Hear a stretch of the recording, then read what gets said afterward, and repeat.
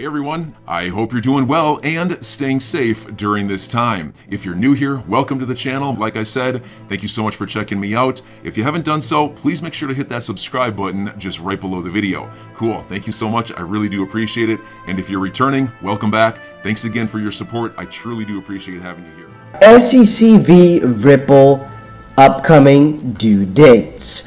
We are awaiting several discovery-related decisions that hopefully will be issued soon. Also, the recent decisions denying the SEC's motion to strike, Ripple's lack of due process and fair notice affirmative defense, and also the individual defendant's motion to dismiss the SEC's first amended complaint have triggered other actions and deadlines. So the first thing we gotta cover, and by far the most pending, or I would say the most important thing in the near future, is this right here, the deliberative process privilege fight. If you don't know what this is about, long story short, Ripple has actually yet to receive the majority of information from the SEC. As it currently stands, Ripple is kind of fighting the dark because, well, we don't really know what the SEC thought, what they had, what they were discussing or anything like that. And it's all because they claim that any document they have should be privileged, should not be usable in court. Now, after it finally looked as if Ripple would have won something, as if they would have finally gotten some documents, the SEC actually said, wait a minute, we have here a whole bunch of documents that we want to add because we want to tell you, again, Judge, that Ripple really shouldn't have access to any of our stuff. So please reconsider. And that's specifically the first one. Motion for partial reconsideration of Magistrate Judge Nedburn's deliberative process privilege opinion and order. This has been fully briefed and a decision is expected soon. And this basically means all documents from the parties have been sent.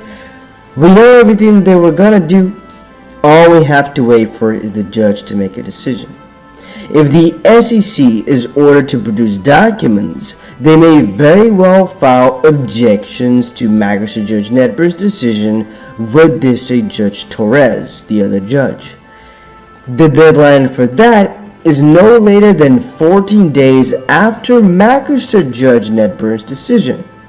Then Ripple has 14 days to respond to any objections, and that's another entire freaking month, or about 4 weeks, before District Judge Torres even has to start thinking about it, which puts us well into April. And there's a, I would say, pretty good probability that that happens, but, and here's the bullish caveat or nice caveat, we've seen a lot of nice decisions from Judge Nedburn, right? It's been good. But Judge Torres is what everybody is excited about. And as far as I understand it now, Judge Nedburn is deciding it as it currently stands, but it could be that Judge Torres is going to take over and actually decide on it then further. And as some people have told me, this motion for reconsideration is actually really nice because it's going to be a lot harder for the SEC to overthrow decisions that the judge makes in the future. The more you reconsider your basis, the harder it's going to be to appeal for any change later. Let's say, for example, that the SEC reconsidered every single decision. Well, then the final verdict you can't really appeal for, because where exactly is a reconsideration going to be made if you've actually already double checked everything? I mean, you can ask for a second opinion, fine, but you can't ask for a second opinion on the same second opinion after you've already kind of gone for it, you know? I guess theoretically speaking, you get a second opinion on a second opinion, third opinion.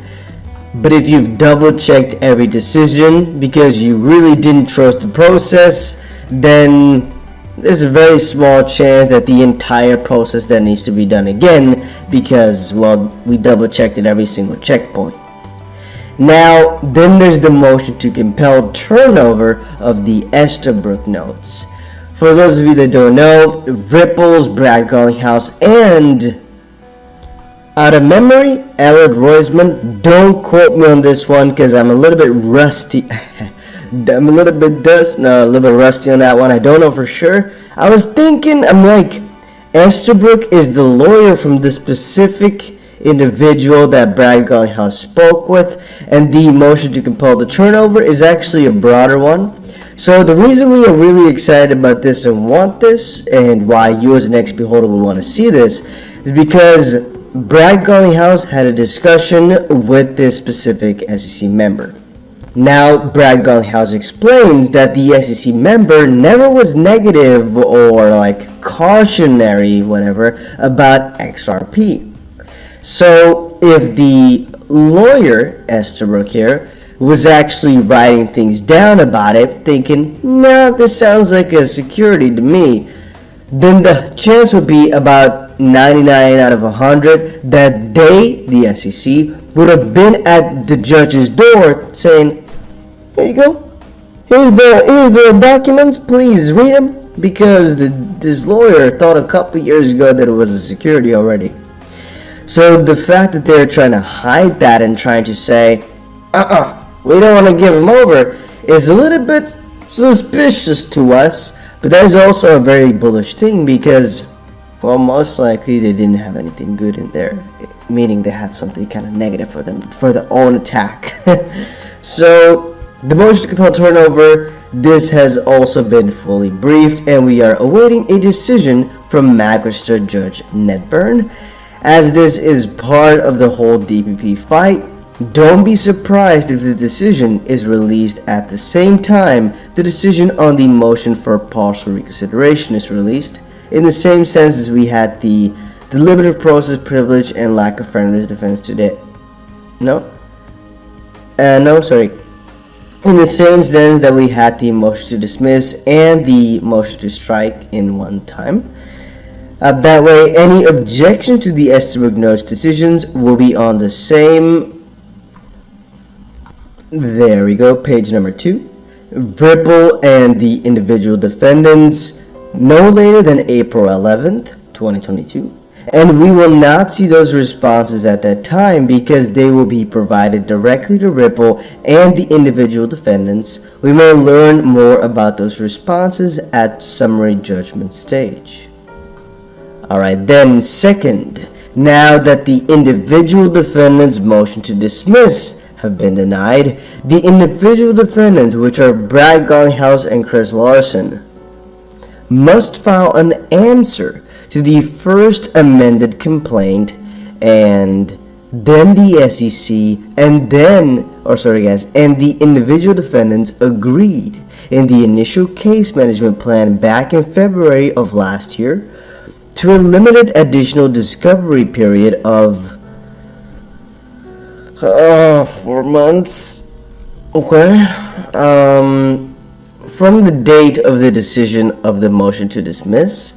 So some probably limited fact and expert discovery on selected issues could occur during that 120-day period regarding the individual defendants. That limited additional discovery period ends on July 8th of 2022. But there's a caveat, which is, at least as far as I know, that this is only going to be for Brad Garlinghouse and Chris Larson, and I actually believe that not necessarily a decision, I mean, they can always have a decision, but I would say that this actually stands alone. It doesn't mean that this is like the Ripple lawsuit has been extended now. This is about the two individual defendants who have been sued as well, right? It's not, you have basically a little triad. You have SEC v. Ripple, SEC v. Brad Garlinghouse, and SEC v.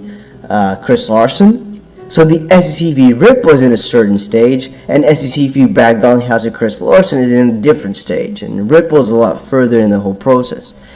Now, the discovery and whatnot is going to be for Brad and Chris, not for Ripple.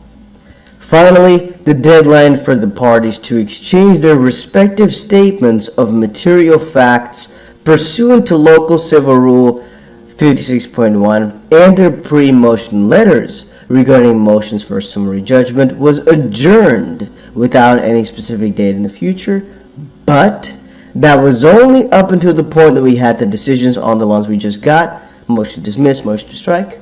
And now that these motions have been decided, that deadline can be scheduled, although it hasn't been yet. So, if you're wondering what's the next big thing, we right now have to wait for the judge to either reply to the two decisions which I described just now, or, as far as I'm concerned, this is the most important one, the judge to basically say, hey, this is the deadline for motion for summary judgment, get it done.